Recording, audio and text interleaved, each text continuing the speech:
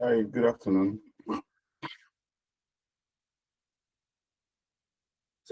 Welcome to today's class.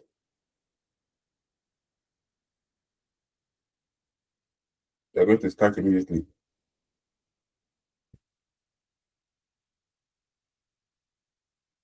So today we are going to be treating ethical hacking.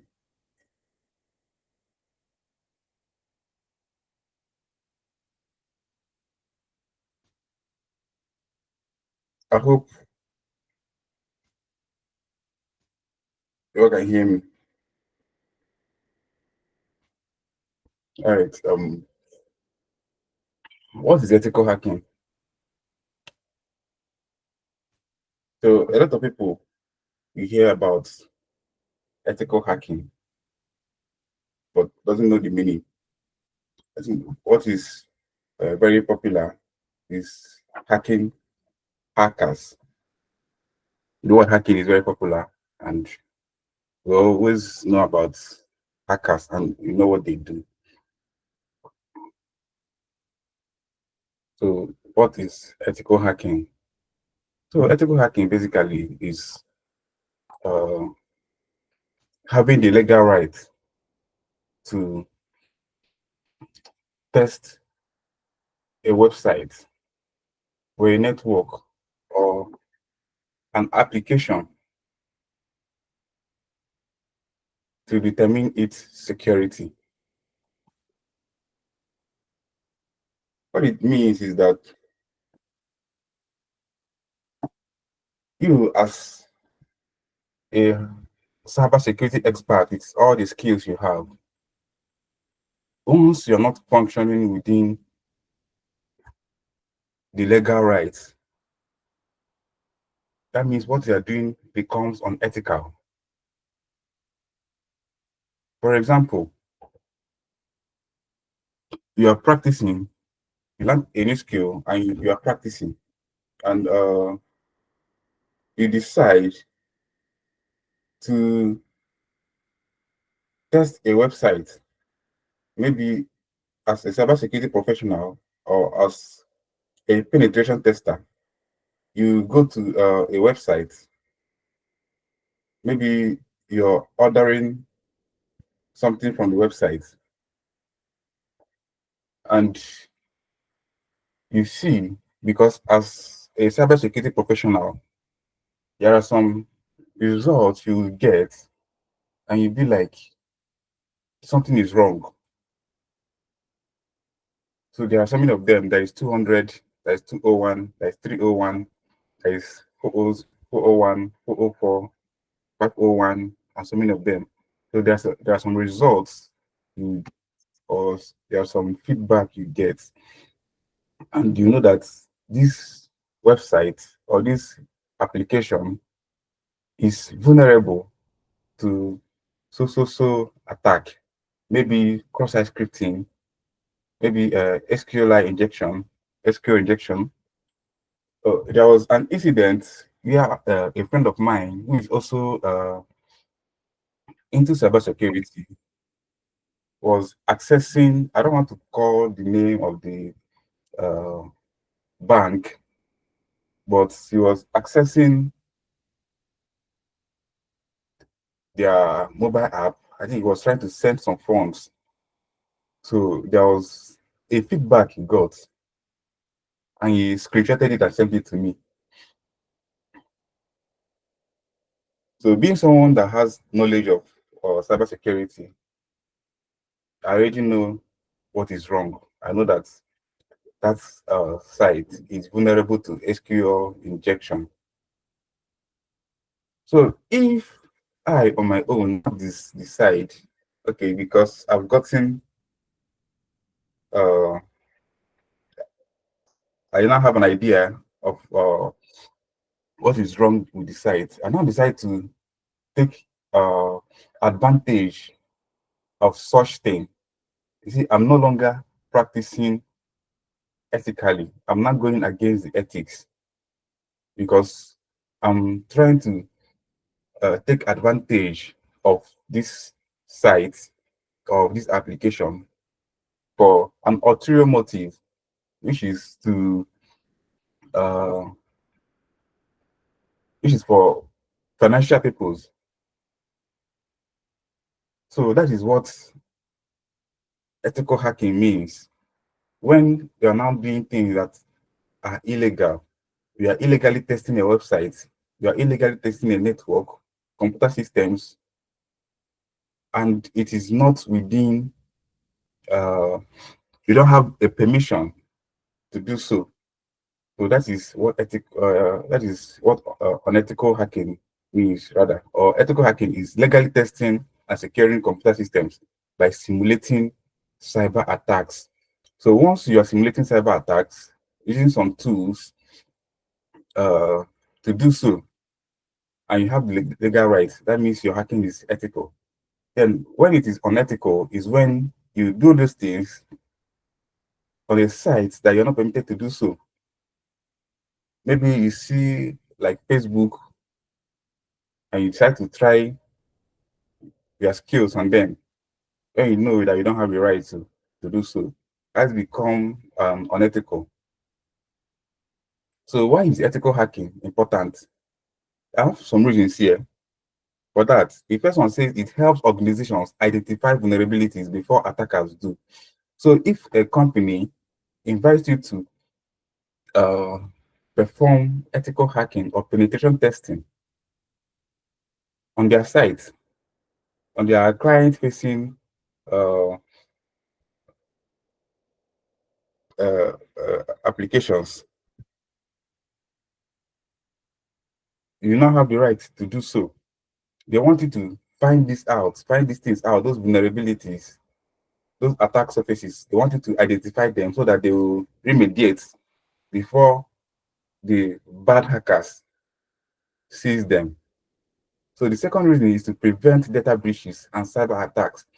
So companies do so to prevent the bad people, the bad eggs, from attacking them or taking advantage of those vulnerabilities. Another one is to ensure compliance with security regulations. For example, okay, there is GDPR, there is NIST, there is ISO 2027, 2001. So what they do basically is that uh, these regulations, they give guidelines, especially to applications that take people's PII, personal identifiable information. Like for example, hospitals that require a request that you give them your information, or maybe some banking apps. So those information they get, their card number, e-commerce websites, you have to store your card number with them, your uh, other details, other personal information, so you have to store it with them. So how do they handle these things? So there are regulations that those companies need to adhere to. There's GDPR, there's another one, PCI DSS. So all these regulations or regulatory body, they ensure that companies that handle people's data store them very well. First of all, maybe by using encryption, and the type of encryption that they use. There are different types of encryption, like symmetric and asymmetric.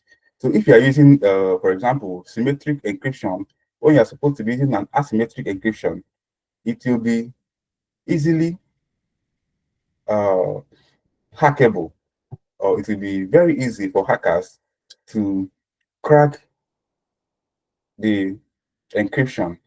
And in asymmetric encryption, how do you store your keys? Because in asymmetric encryption, it has to do with a key pair, what we call a key pair value. There is primary key and the secondary key. So how are those keys stored? How are they saved? Is it when a hacker managed to get your source code, you now see that, okay, this is where you store your code. This is where you store your keys. And you don't have to store the keys in the same location. For example, you have your spare key to your house and the main key you use.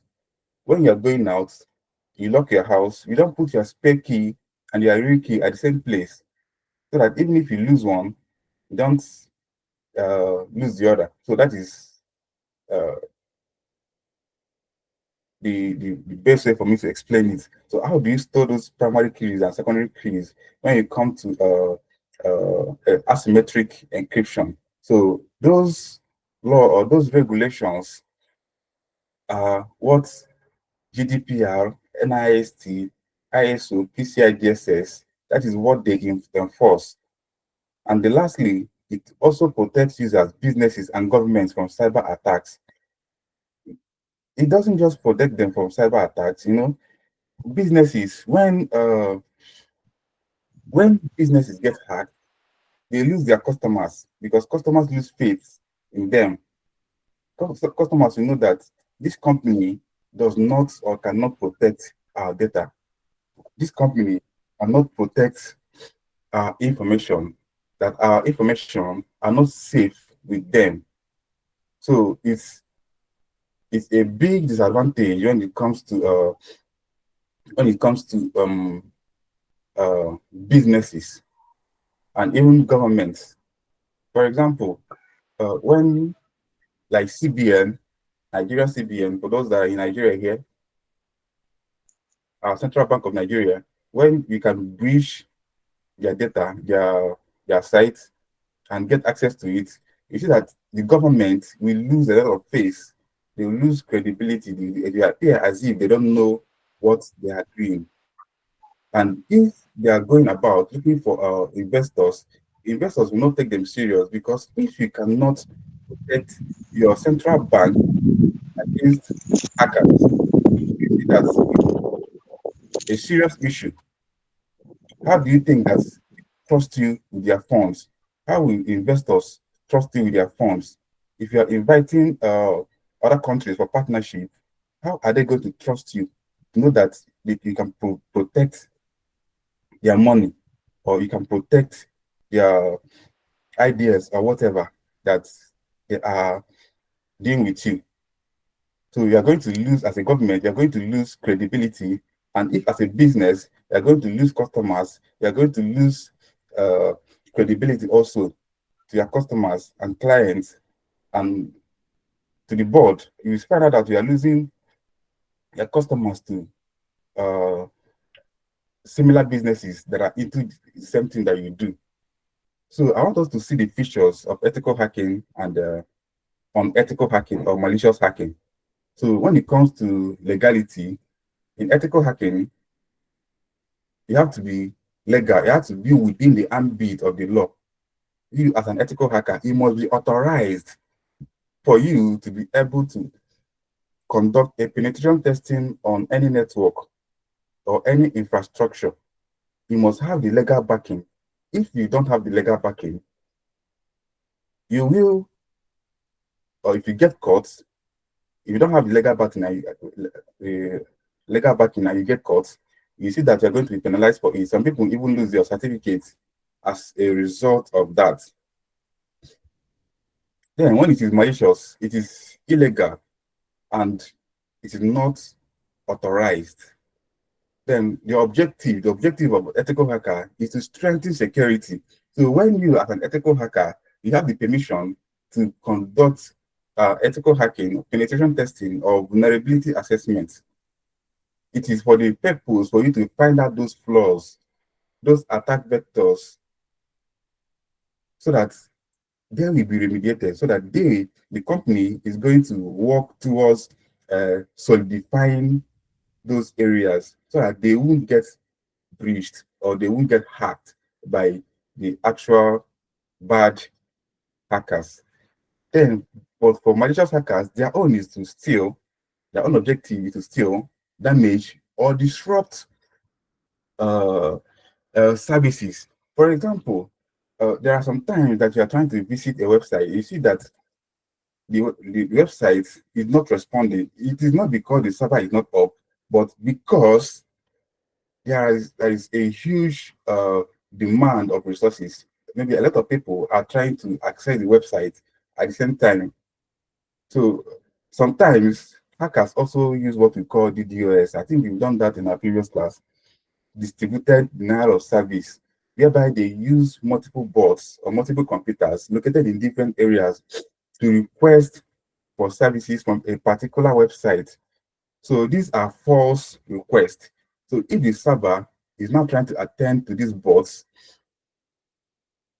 the actual customers or the actual users who want to access the services won't be getting the services they want, because there are computers, they call it zombies or bots, that are at, operating at a very high speed, demanding for the same resources. So the computer, the server will keep on trying to serve them, and at the end of the day, they find out that this false alarm, and this was false alarm, and at the end of the day, before they will now have time for you, that is the actual user, you see that uh, the site has been disrupted, the services has been disrupted. Then what are the methods that ethical hackers use? One, responsible disclosure. So what happens is when they see something, they disclose to the owner of the site, or through the proper channel. So they don't keep to themselves their discoveries. They disclose everything, so, and give their own suggestion on how to remediate. Also, that is why it is called responsible disclosure. When you disclose, I found this page is susceptible rather to let's say cross-site scripting. Okay, this is what you are going to do to prevent it from being exploited. That is responsible disclosure. But when it is a malicious hacker, what the person does is that the person goes ahead to exploit it for a personal gain. So that is the difference. Then the different categories of hackers. You've seen what ethical hacking means. Now let us see the categories of hackers. They are classified based on their intent and the legality of their actions. There is what we call, first of all, the white hat hackers. These are the ethical hackers.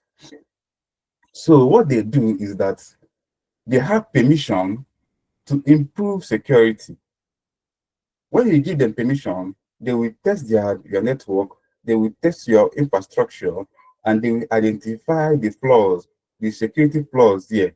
They will identify the vulnerabilities, and they will disclose them to you and give you their own idea on what you are going to do uh, for you to manage the vulnerability. So, and they also perform penetration testing to identify these vulnerabilities. They are the ones that perform vulnerability with permission. So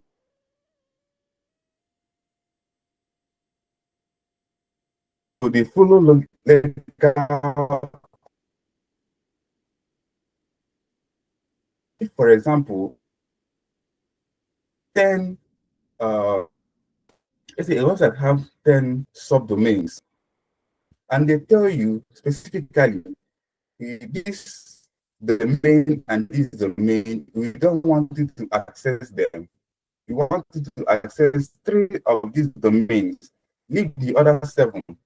So if you go beyond the 3 domains that was agreed for you to conduct a test on, and you do the 4th one, that 4th one you're doing is already unethical, because you're going beyond the legal agreement and the ethical guidelines. Then, for example, security researchers and penetration testers, these are the people that fall under ethical hackers or white hat hackers.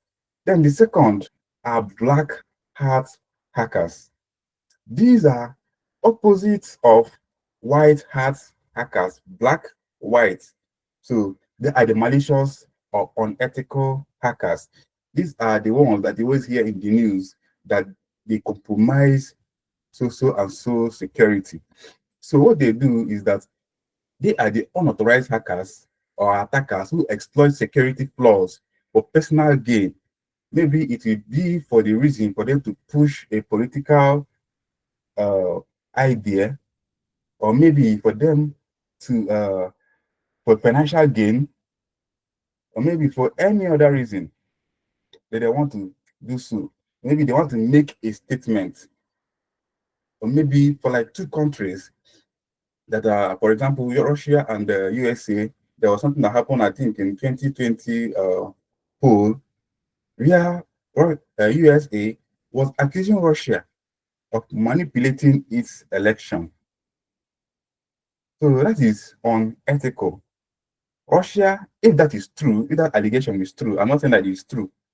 If that allegation is true, that means it was the black hat hackers which allegedly are the ones that altered the results of the USA polls. So they engage also in data breaches, fraud, and system disruption. Recently, we'll be hearing news of Yahoo Boys and all that. So these fall under black hat hackers. They don't have the good intention.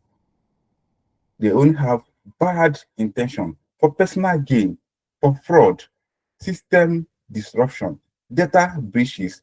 They are just there to press control spoil, to destroy whatever is there. They don't care about your services. They don't care about the services you render. They don't care about the extent of the damage that they are doing. They don't care if you lose your customers. They don't care if you lose your resources. They don't care if you lose anything. They just want their own personal gain, or their own uh, aggrandizement, self-aggrandizement. Let me just use that word. Then they can be individuals or state-sponsored.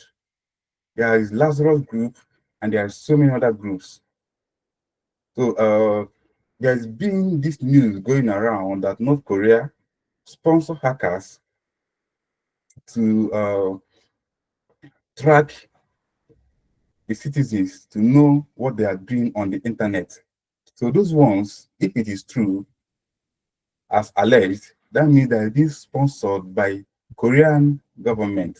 There are also other governments that also sponsor these things, sponsor hackers, for them to attack. There has been a discussion that the next war won't be physical. It is going to be information. It's going to be IT related. So the countries are going to fight with their resources, their IT resources, trying to breach their rival countries' database and all that. So these are going to be done, if that is true, they are going to be done by state-sponsored, government-sponsored. There are the ones that also individuals do. Individuals, we gather together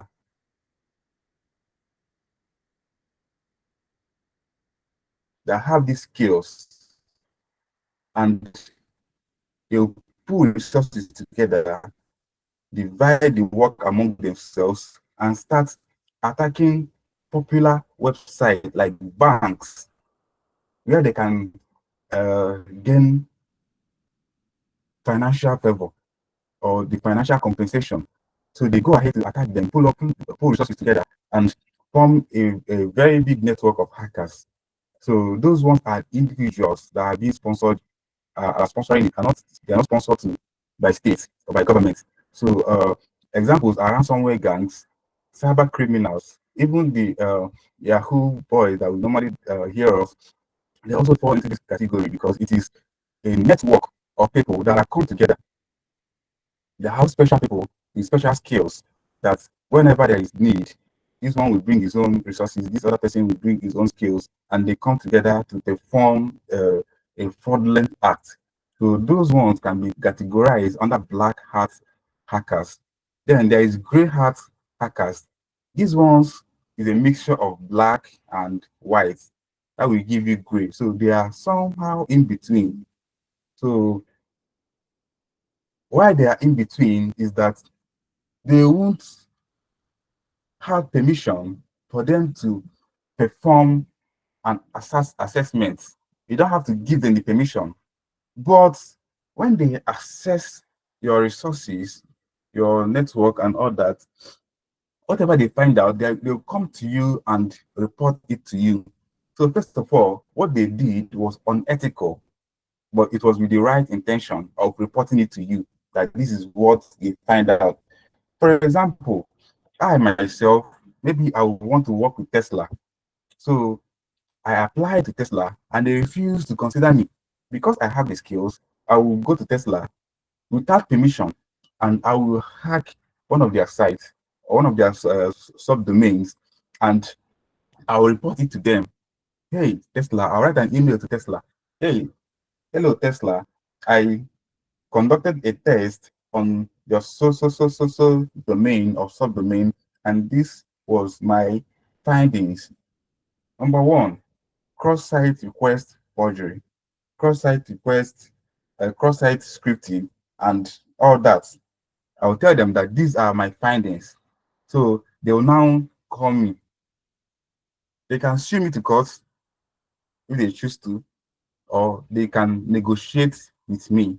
And I'll tell them that this is what I want. I want you guys to employ me for your IT, for your cybersecurity specialist that is working within the company. For them not to find this shows that I'm better than them. So I will need you to bring me into the company and pay me. So what I did, I didn't uh, I didn't take advantage of those things I saw. I just did them for a purpose, which is good actually, but it is still unethical. So these ones are the ones that fall under grey hat hackers. They operate without permission, but do not always have malicious intentions. They might report vulnerabilities after discovering them, but sometimes demand payment. It might be in payment, it might be uh, uh, financial payment, it might be for a job or for any other purpose or for any other demand that I decide. I'm using myself an example that I demand from them or I decide to present to them. Then it is legally questionable. They can help or harm security.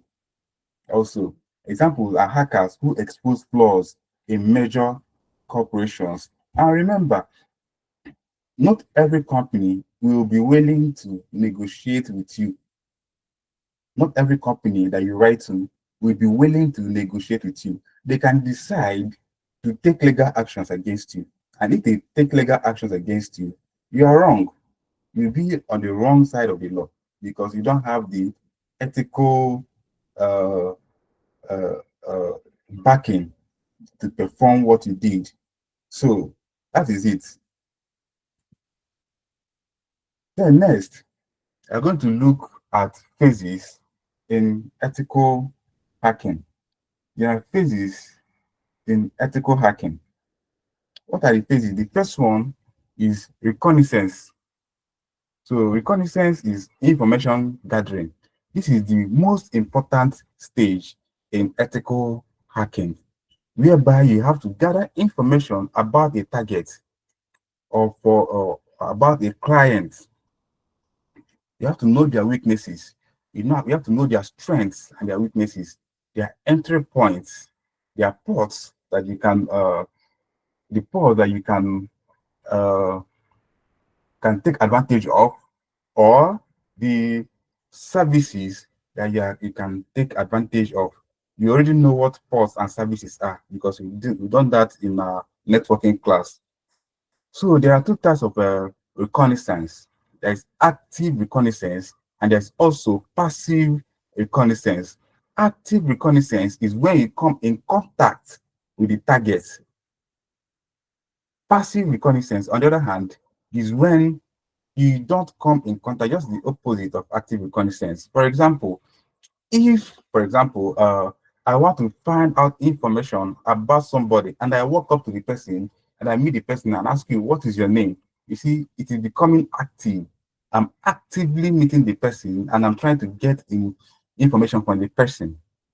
So what if I goes to the back without interfacing with the person, with the target? That becomes passive reconnaissance. Because the person might not know that there is someone that is trying to gather information about him or she. So that is what passive reconnaissance means. So, like I say, it is the most important part in ethical hacking. In the art of war, if you don't know the terrain, the if you don't know your enemies, you don't know what you're fighting against, that means you're already at a disadvantage. If you know yourself and you don't know the enemy, you're already at a disadvantage. If you know the enemy, but you don't know yourself, you don't have much information that is required for you to go into the battle. So you're already also at a disadvantage. If you don't know yourself and you don't know the enemy, that is even worse. So the more information you get, the more uh, or the better you become at it. Then if you know much information about yourself and your enemy, that means you have a huge advantage. So that is why I say that it is the most important in these phases of ethical hacking. The second one is when you perform your reconnaissance, you know the ports that are open, you know the services that are open.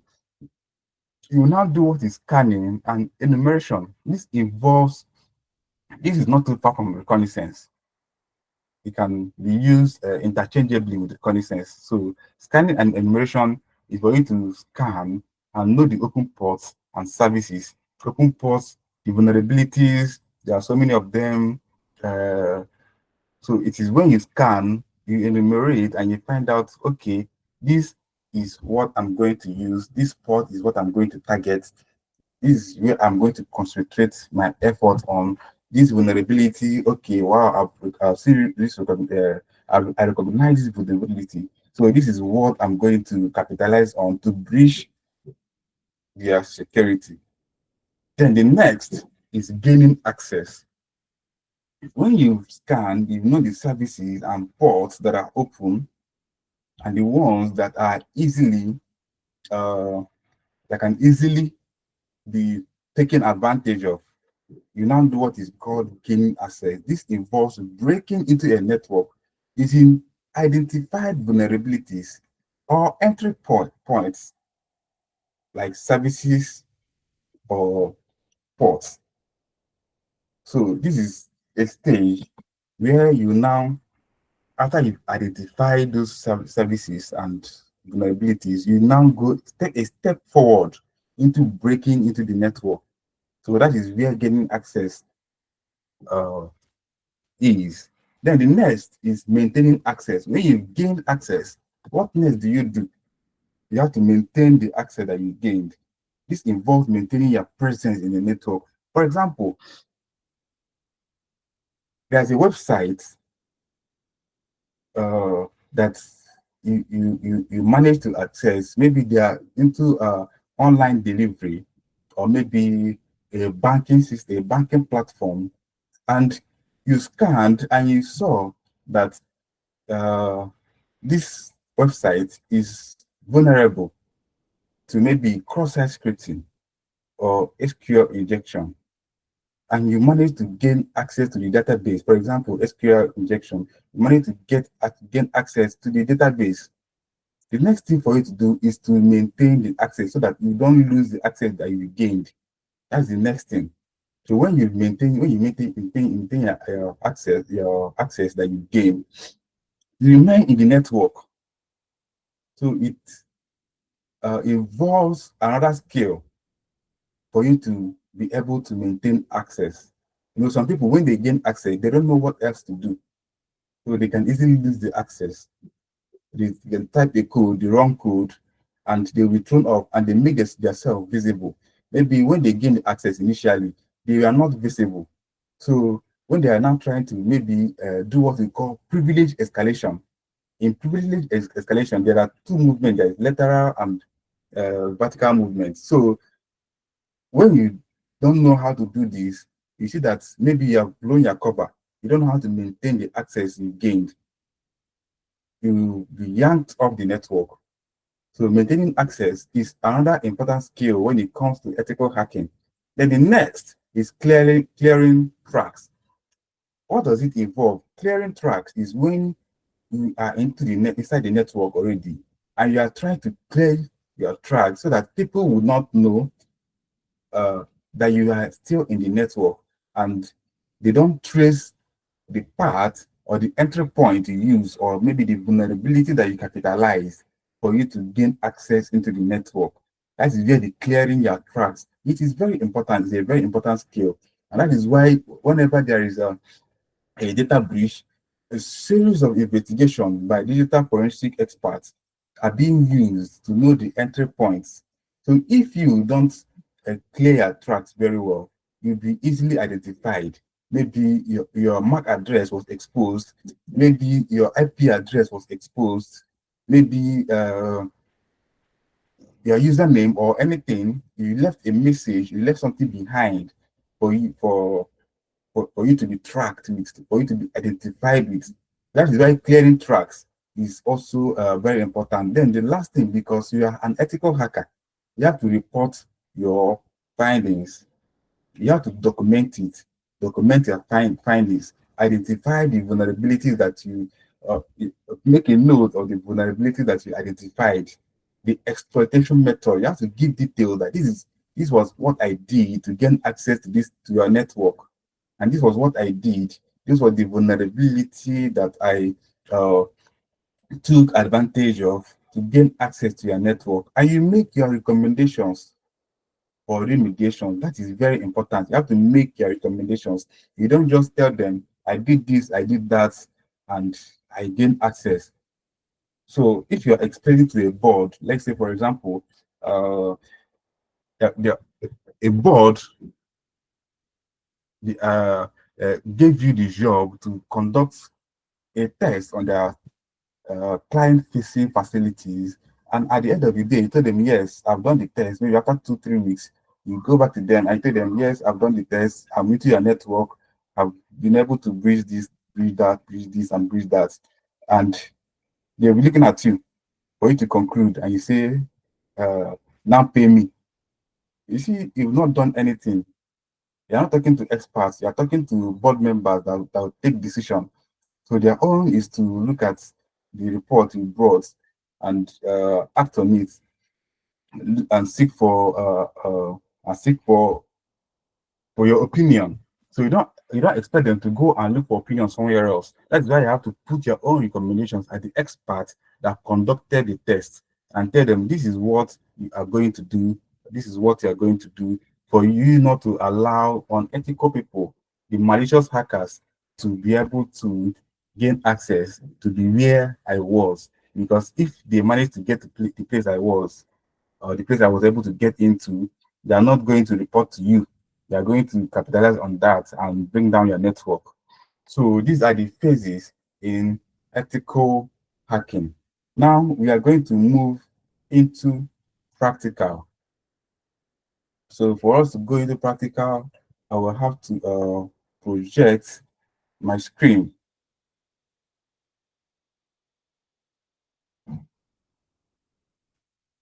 Remember, we've done the installation. So we are going to go back to our Linux environment for us to do the practical of what we just talked about. First of all, we are going to start with uh, information gathering.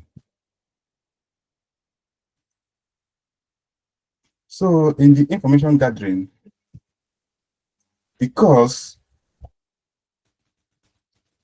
you should have permission, first of all, to access a website.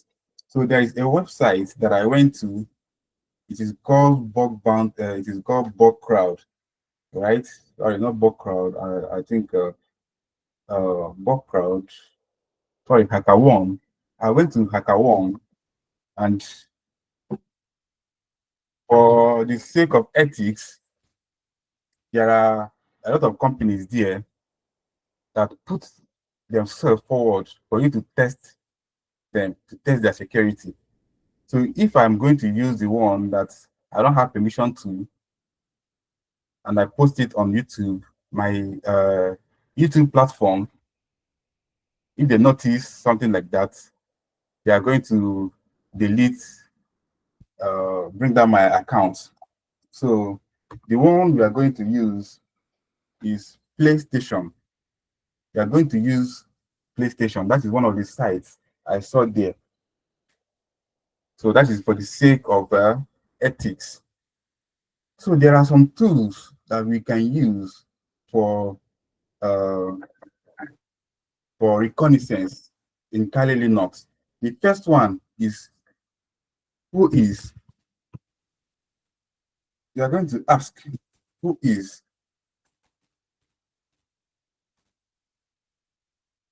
PlayStation, PlayStation.com. Then I'll hit enter and wait for it to carry out the test. So this who is a reconnaissance tool that we use to find information about a particular target. Now, if you look at here, it said temporary failure in name resolution. That doesn't mean that the spelling is wrong. There is something else that could be possibly wrong. So we are going to test another website, who is tesla.com,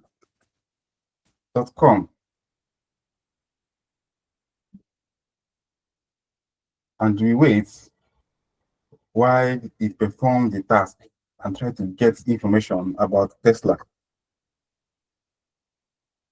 Okay. Since who is didn't work, we are going to use another one called dig. Don't worry, there's a stage that we get to. You find out the reason why it may not have worked. Maybe it may be as a result of WAF.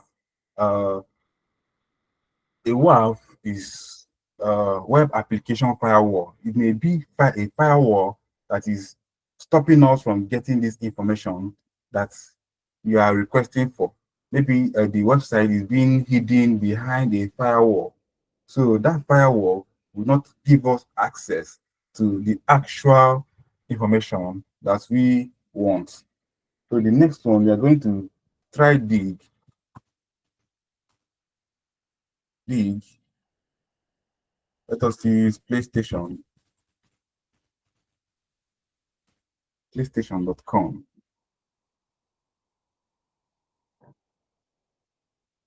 Okay. If you look at my screen, you see that Dig was able to get us the IP address, and it's telling about it is telling us that host unreachable. Host unreachable. So it's saying dig 9.19.19 PlayStation.com global options for CMD. No servers could be reached. Let us also try Tesla.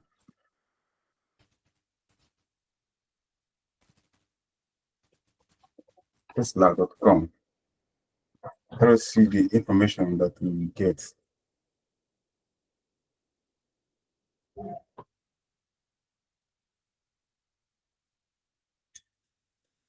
It is also giving us a similar result. So we have to use another tool. We have to use another tool. Let us use WhatWeb. There are so many tools that we are supposed to use. So we are going to make use of all of them,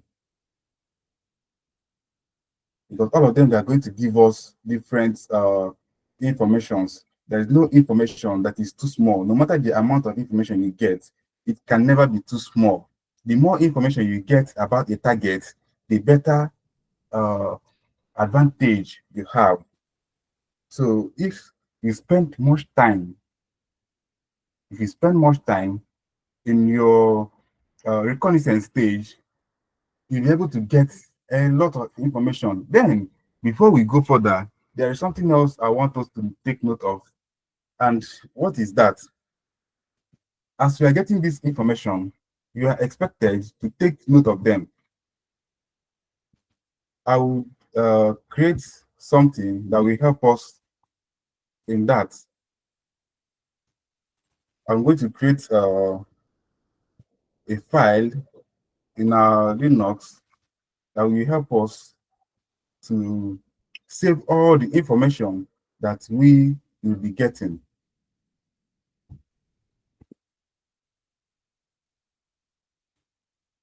So let me try What Web. So What Web is another tool that can be used for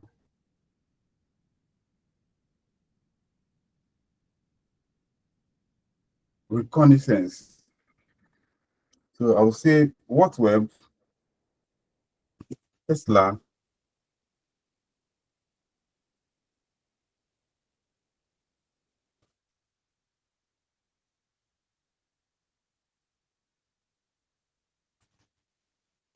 .com and wait for the response.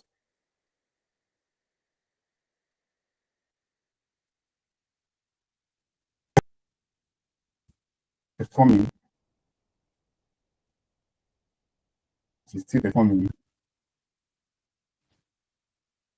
This is taking more time. You just have to be patient. Just have to be patient with it while it conducts its test, while it fetches the information about Tesla.com. You have to be patient with it.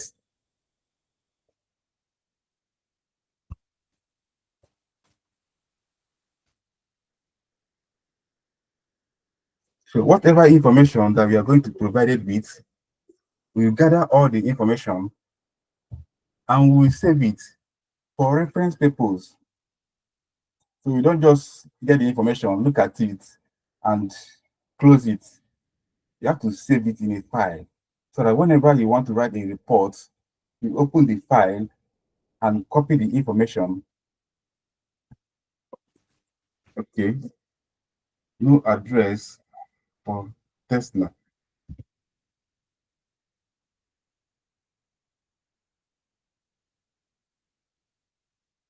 Okay, let me do for PlayStation, PlayStation.com.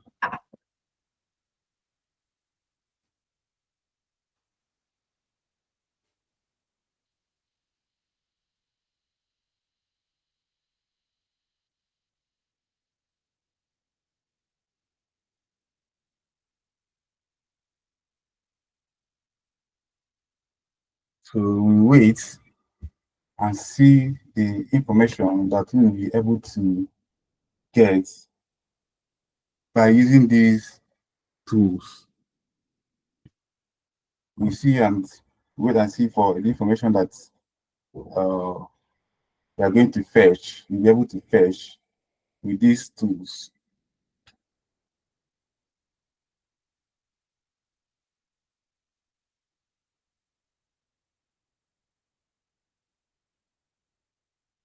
Don't mind the time that it is taking.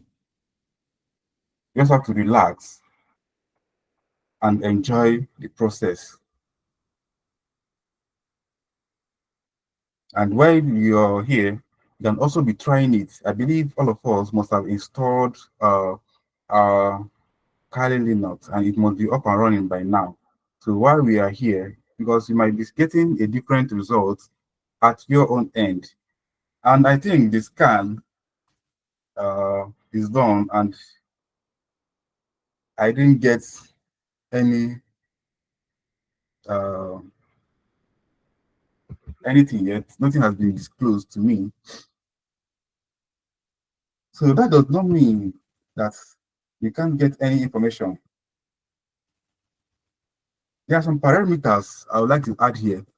Let me add -d to tell it that this is a domain. So -d means that this is a domain. Treat this as a domain. You all know what a domain.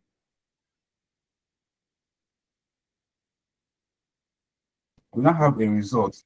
If you take a look at my screen, you see that the -d that I just put after dig has given us a result. So let us scroll to them and see the results that it gave us. Remember, we were trying this before. We're just using just dig tesla.com, but we didn't get anything until I decided to introduce -d. I informed it to treat tesla.com as a domain. So let us analyze this information and see what we can make out of it. Set up lists, set up system, create search list. So get server. So these are the demand that it is getting. Make server 192.168. This should be my own address. It should be for me. Make M3 lookup. If you look at this looks like a machine, like the name of a machine. You can decide to copy it, but let us hold on first. Then we keep going. Set up lookup, then clone server list, make server, and so on and so forth. Then we come down here, we create query, link to lookup, blah blah blah. A lot of things that we cannot identify. And they said big host dot c. The lookup attached is still another machine, big host, do lookup, and blah blah blah. There's so many information that is here, which it cannot interpret. There are so many information here that we cannot interpret at the moment. So okay, we're making new UDP request. You already know what UDP is. Okay, 2 tries left, which means there might be, for them to warn me that I have 2 tries left, which means there might be possibly a web application firewall. So I said there is pending query equals. So what I can see here, or what I can identify here, a lot of requests was sent. A lot of requests was sent. Hosts unreachable. I'm just trying to read through them. Create query. So there are so many things that was fetched. If I don't have time, I can decide to copy everything here and save them for me to come back and take a look at them. But I'm not going to copy them. Say you can say list empty, shutting down, shut down, destroy lookup. So these are the processes that it took. Destroy DST lab, then removing log context, then destroy memory. So what do I do? Let me try PlayStation.com with the same parameter, PlayStation.com. Let me send it. And it's like I received similar results. You know, when we did it first time without that -d parameter, we didn't receive much result. Now we are receiving results. See timeout 0 and cloning server list, clone server list, recursive query. You know what recursive means? AD query. This AD maybe is an Active Directory. I don't know. Done rendering, dig host, UDP ready. Okay, receiving with lookup, So there are a lot of things that we can see here, but we can barely make a meaning out of all of them. We can barely make a meaning out of all that we found at the moment. So we are going to at the end it is still telling us list empty, shutting down, shut down. So I suspect there is a web application firewall that is denying us the information we're supposed to be getting, because with this, with what we've just done, we should be able to get a little information about the site, but it came up with, or it came out with, nothing tangible. Which other command did we use? What web? Let us know if you add this parameter, whether it will give us something. Okay, it's an invalid option. So before we move forward, there's something I would want us to learn also. For example, what web? I would like to see the commands that I can use with what web. So if I come here, I write what web, and I say dash dash options. Okay, option didn't work. I can tell it dash dash help for it to give me information. Okay, very good.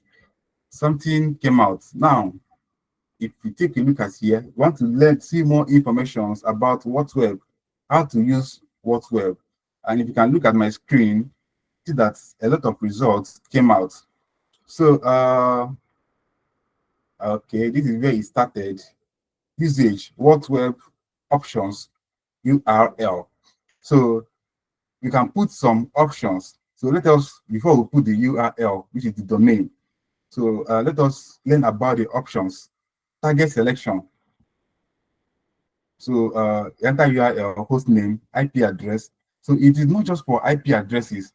You can also use IP addresses also. So it's not only for URL. You can either use a URL, you can scan a host name, you can scan IP address, you can even file names or IP ranges inside the notation.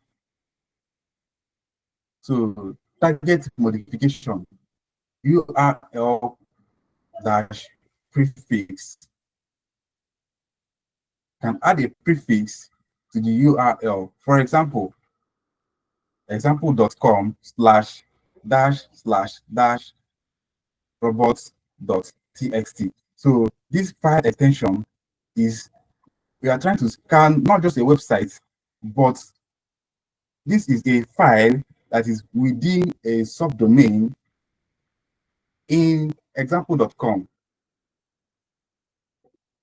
So aggression, you can do a stealthy scan. We know what stealthy is. Stealthy means try not to be seen.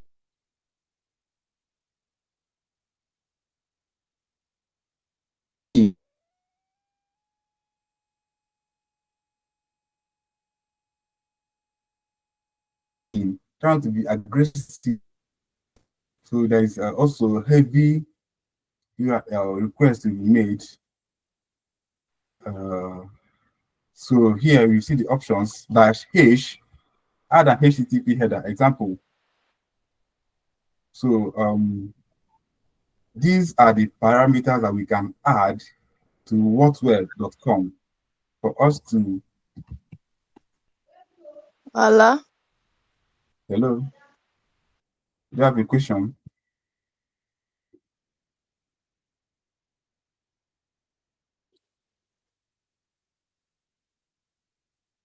Do you have a question? Does anybody have a question? Okay. In absence of that, let me continue. All right.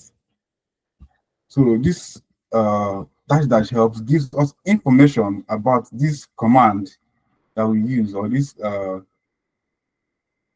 command that we use. Yes, you can also use grep or string or regex, the way you choose to pronounce it. You can also use dash v for variables. Okay, I think we are going to use this dash v.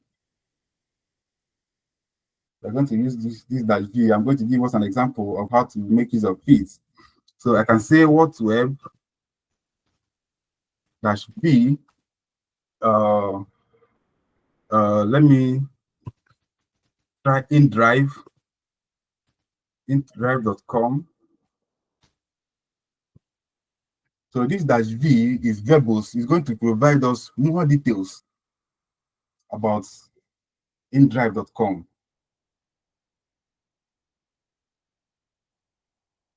It will just give us one single line answer.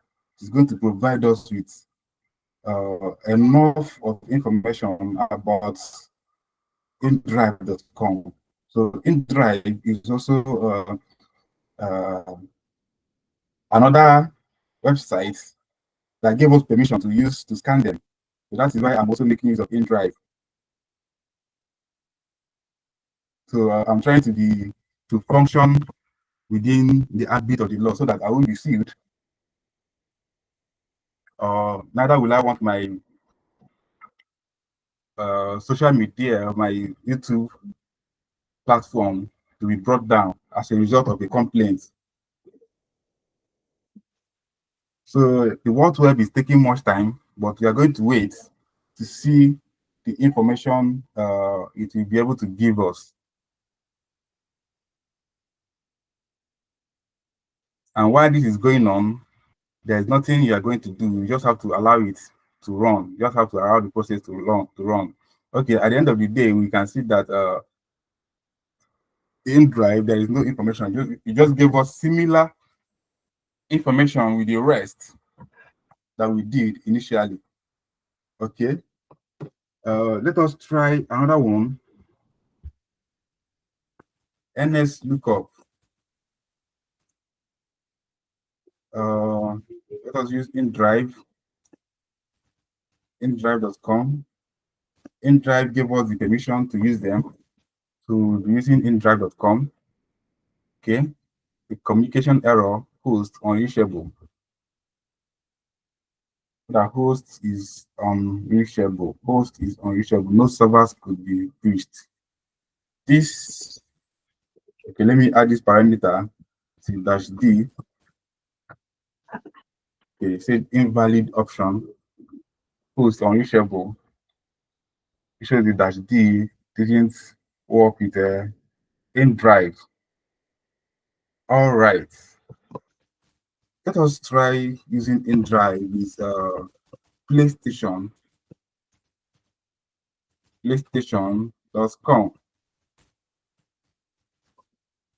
Okay, they said invalid option. So we are going to end the process and remove the dash D. And remove the dash D and see what can come out of it. Okay. It's still unreachable. Okay. Then there's another tool that I would want us to use now. What this tool does is that it will tell us if our target is using a web application firewall, a firewall to protect its site. So the tool is WAF.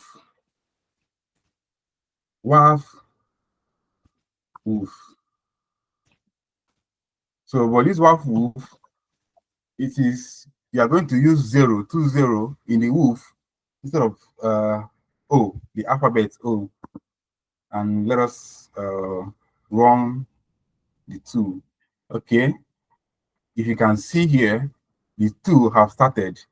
It said the web application firewall fingerprinting toolkit. So this is a toolkit that scans a website for web application firewall.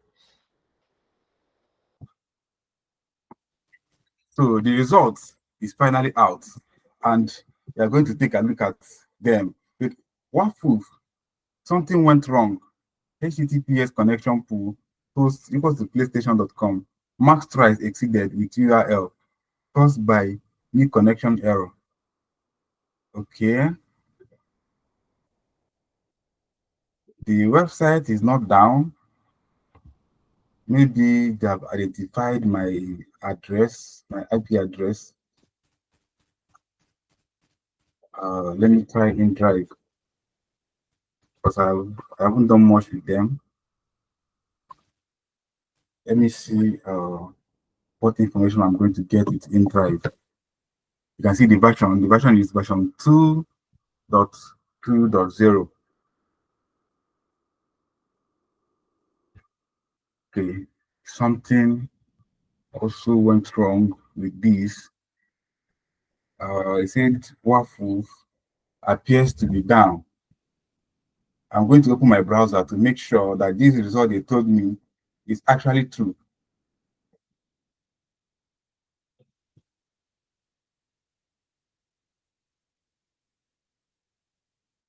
I'm going to open my browser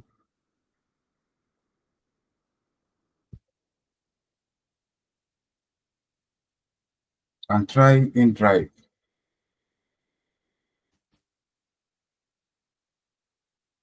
Let me go to indrive.com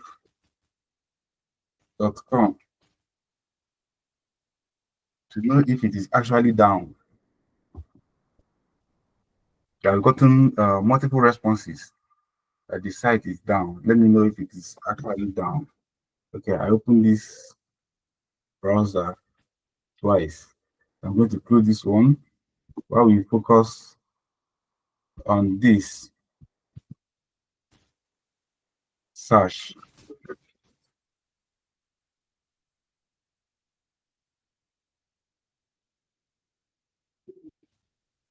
Okay,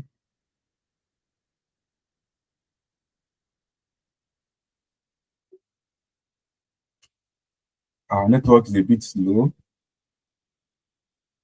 Our network is a bit slow, but we are going to wait to see if the site is actually down or if the tool we are using for reconnaissance is giving us a false positive. Okay, problem loading page. So what could be wrong? What could actually be wrong? Let me try another site. Let me try PlayStation.com. PlayStation.com to see if PlayStation is also up.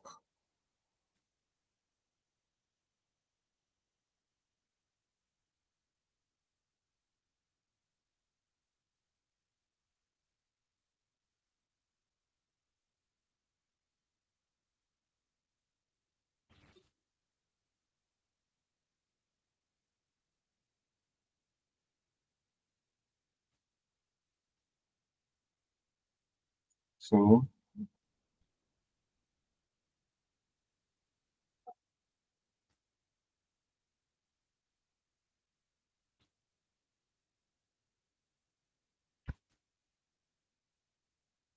it's still giving us it is still giving us the same response that it is not up, but I suspect maybe this should be from our system. Let me use another of my tool. Let me use this one. Let me run this. Just hold on for a minute.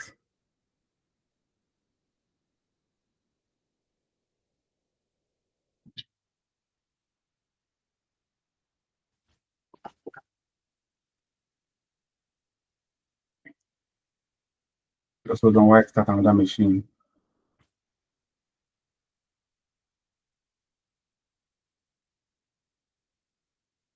So far we've seen five different tools that we can use for information gathering. We've seen five different tools that we can use for information gathering. There are a lot of them, more than five, that we're going to look at.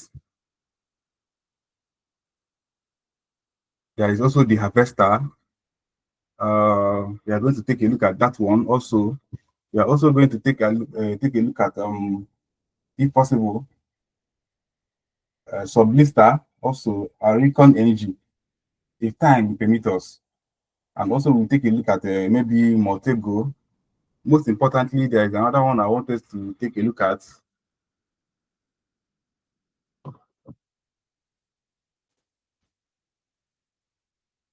My machine is trying to restart. All right.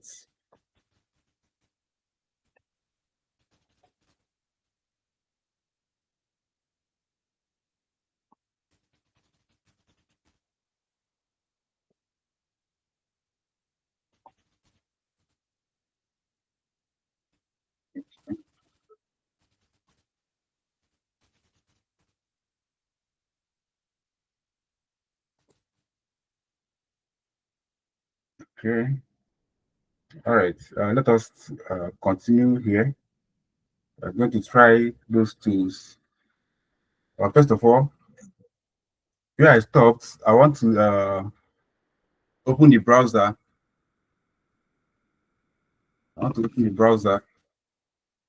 Try these websites to know if they are actually up, because those tools are telling us that the website is not up. So let us try these tools and know if they are actually up or we are getting false positive. So let us try InDrive first of all. InDrive.com. We send. Okay. Say server not found. Okay. Try PlayStation. PlayStation.com. Also, it also server not found. This looks strange. HTTPS.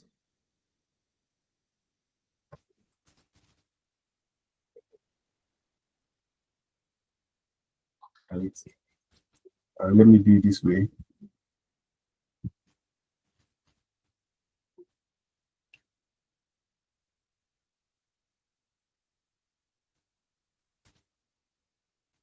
HTTPS. Other. Let me try like this. InDrive.com. It's server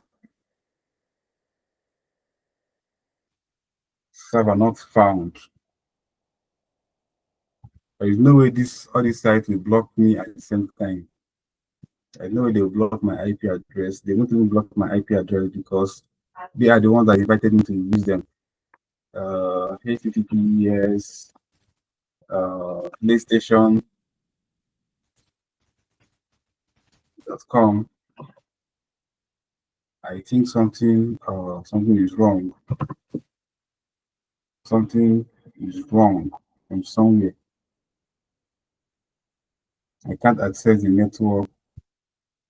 Maybe I have to check my settings. I have to check my network settings. Something is wrong somewhere. Let me try Tesla also. Tesla.com. So there is no way these three websites will be down at this particular time. Let me use this machine. There's no way three of them will be down at this particular time, which means the we've been denied the information we are sending was because as a result of our internet access. So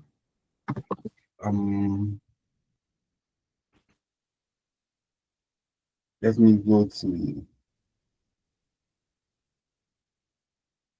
my settings.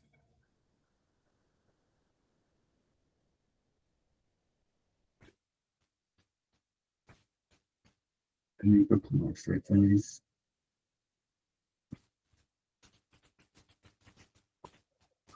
Complete.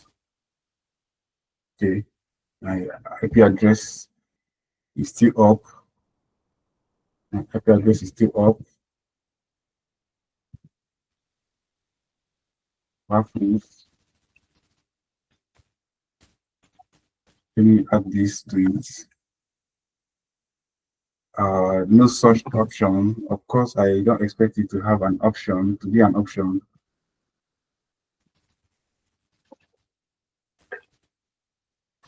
Let me see, try it and see the result that we're going to get. Web application firewall fingerprinting toolkits. So, okay, we are still not getting information on this. Would be as a result of our internet connectivity. Our internet connection is off, but this is a bit strange. The HTTPS connection object at this machine failed to establish a new connection. Error number 3.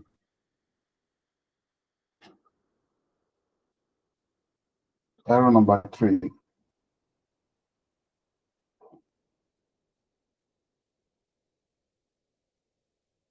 Okay, this I'm trying to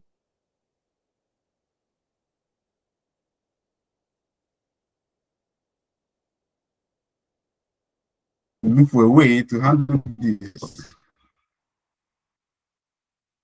I'm trying to look for a way to handle this.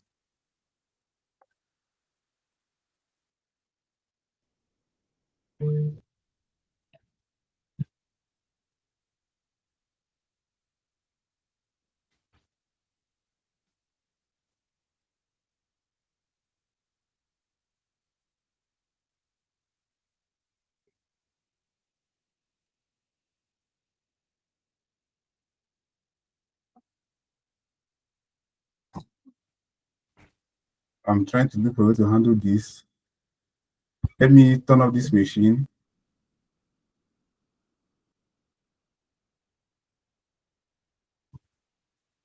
Let me power off this machine.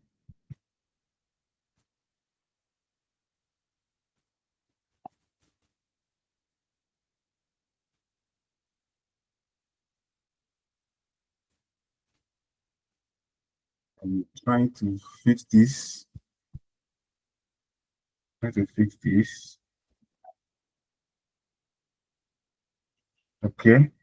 I'll come here to edit. I'm coming here to edit the machine.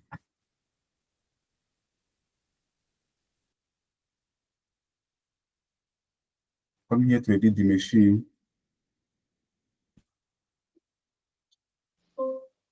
Okay. I think everything is set. The NAT is here. So I can't remember changing this.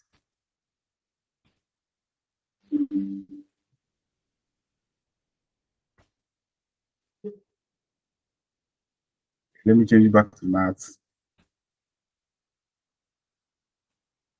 Network address translator. So this is a live hacking class. We are going to do one more session.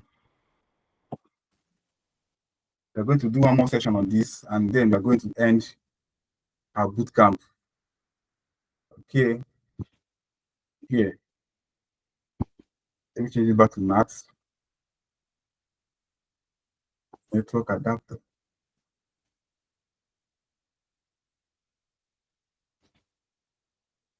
State. Then I'll power it on.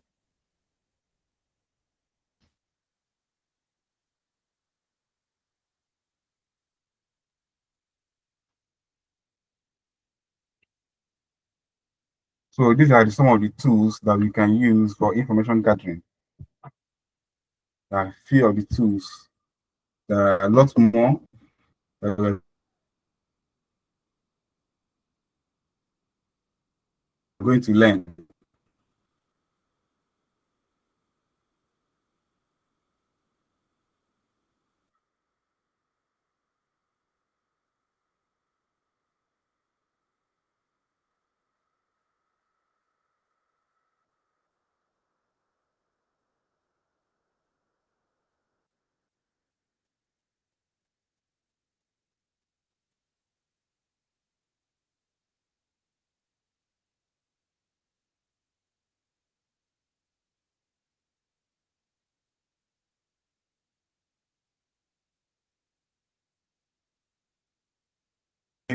Let's try it again.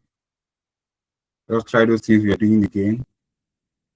You see the success we are going to record.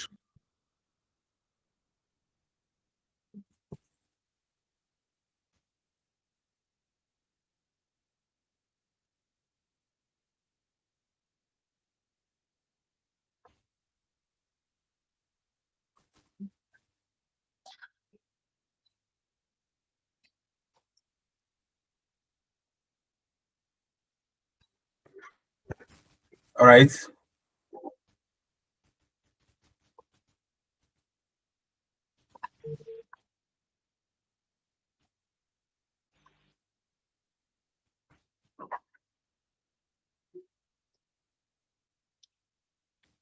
Okay. Now that we are back, let me first of all go to my browser and try those websites to make sure that they are up and running. All right. I've seen the dragon sign. So our machine is still booting. Let's be patient. Why I think the memory, why it is taking this much time is because of the memory we allocated to it. It doesn't have much memory, but we are not going to sacrifice our host machine for its sake. So we will make do with what we have. We will be patient. In drive.com. Server not found. I think the same problem is persistent. HTTPS. We tried in drive. Let's now do PlayStation. PlayStation.com. Let's try PlayStation, and we still encounter the same issue.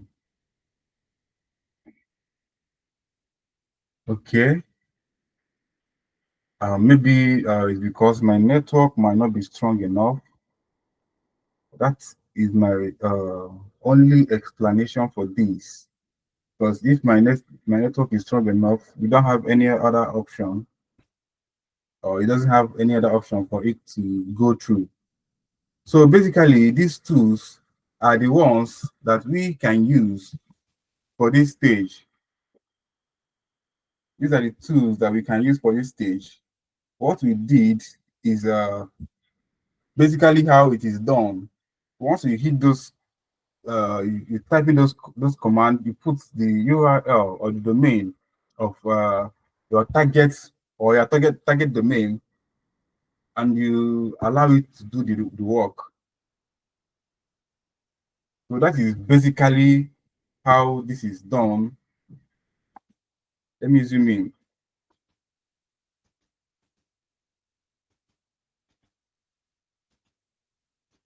Sorry. Let me zoom in.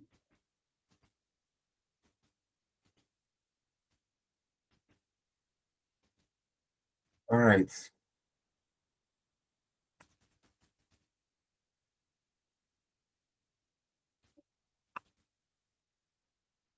Okay. Did ID indrive.com. Okay. This information, this command is supposed to fetch a lot of information for us. This dig command, both the name servers, the mail servers, and the person who registered the domain, where the domain was registered. So it's supposed to fetch a lot of information for us, and it is basically empty because our network is not strong enough to carry out this test, because you need a very strong internet connection. You need a very strong internet connection. So maybe our network is not that strong. That is why it is not returning much for us. But this is basically it. Woof woof indrive.com. The tool is starting, but the domain is not fetching the domain. It's not fetching much information about the domain. So we are going to try the last two. That is the harvester. This is how it is typed. The harvester. First of all, let us see details on how to use the tool by using help. If you look here, you see the different parameters that we can add to it for it to enhance our search. Let me start from the beginning. So the harvester, the version is 4.5.1, was coded by Christian Matorella by Security Research, and this is the email. So if you push -d to indicate that it is a domain, then you put -l for limit, for the number of results, search results, -l. Then for us to give us the command start, you can put -s. Then if we are using proxies, indicates by using -p. Then there is -s also. If you want to make use of, okay, Shodan is a search engine. It's more like Google for, we all know what Google is. So Shodan is a Google for penetration testers. So Shodan is a tool for penetration testers, a Google for them, where you can search different websites, vulnerable websites, and all that. So if you want to indicate it's Shodan, you can put Shodan, then virtual host,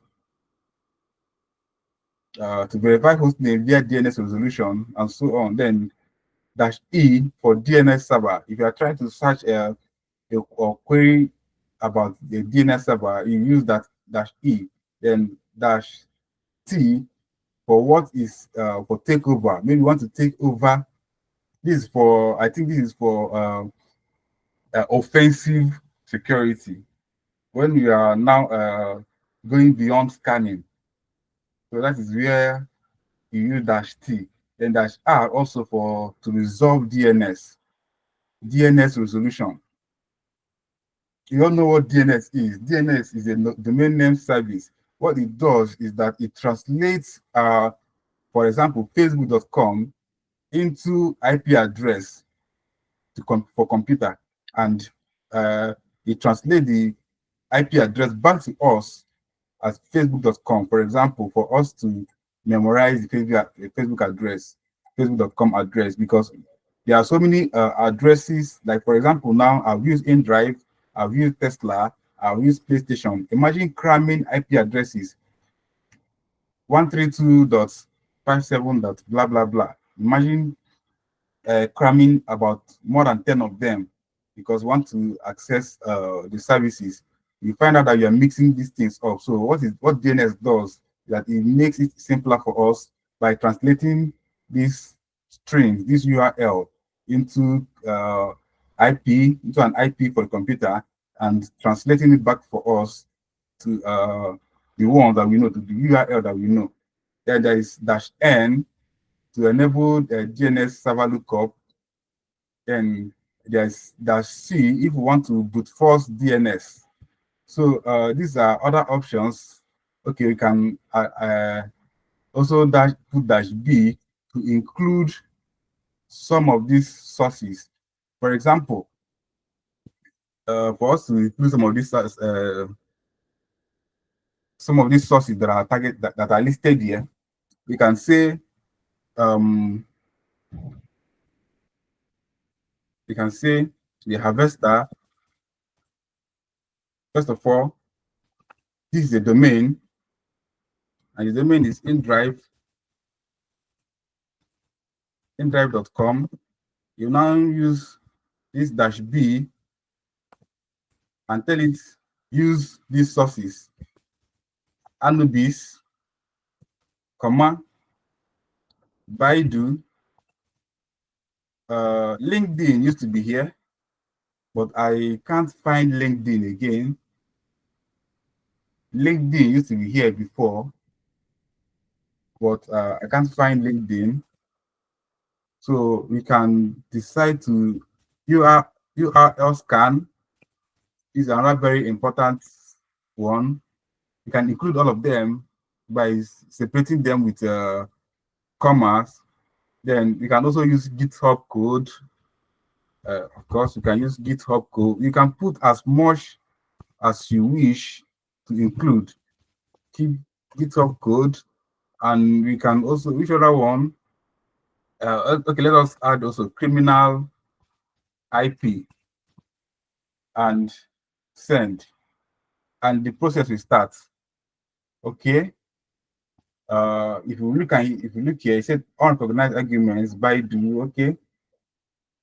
Okay, it doesn't recognize that. You may now decide to, or maybe because there is comma, there is space. Let us remove the space and send. Okay. The space was wrong. I think the spacing was wrong. We're not supposed to put space. Now it now give us a different result, but we still cannot access it because of our internet not being very stable. But this is just it. This is just it. We can also let me see if we can also use sublister.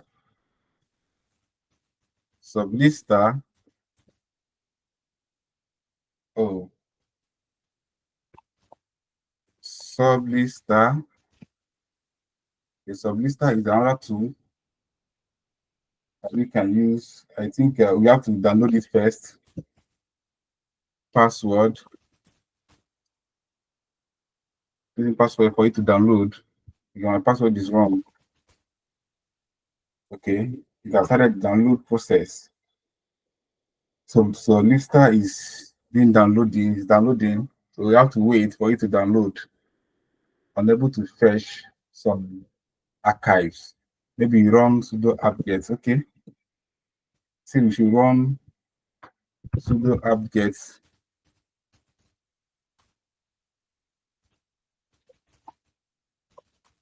install sublister. Okay. Let's see if that will go. Unable to fetch. I think the issue still has to boil down to our internet connection. Our internet connection is not stable enough, but this is basically the process. Maybe you have to do another class where we just in our next class, which will be the final class, we are going to do a refresh on what we just did. I believe our network will be stronger then, so that we will see the results that we will get. Then in that next class, we are not just going to do the scanning. When we do the scanning, we also copy the result that we get and save the results. So those results are what we are going to use to write a report to show an evidence on what we did. Because if we cannot provide an evidence of what we did, what we did can look very questionable. You can't just come and tell people, I did so thing, I did so thing. I cannot provide an evidence of what you did. So we are going to include, if possible, screenshot as an evidence of what we did, that we scanned this network, and these were the results that we got. And this was actually the command, or this was the actual tool that we used to get the result that we got.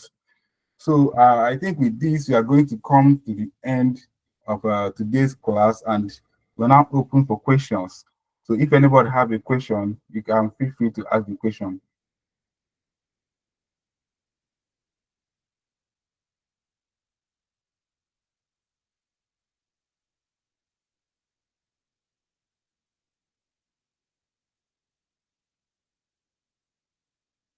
So does anybody have a question?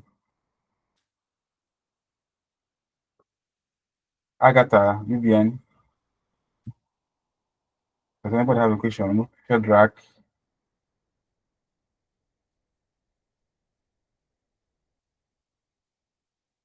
can entertain questions now.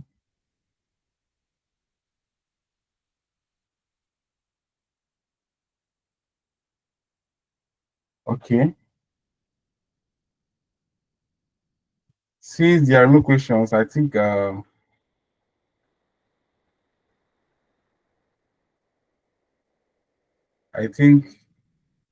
we're going to call it a day.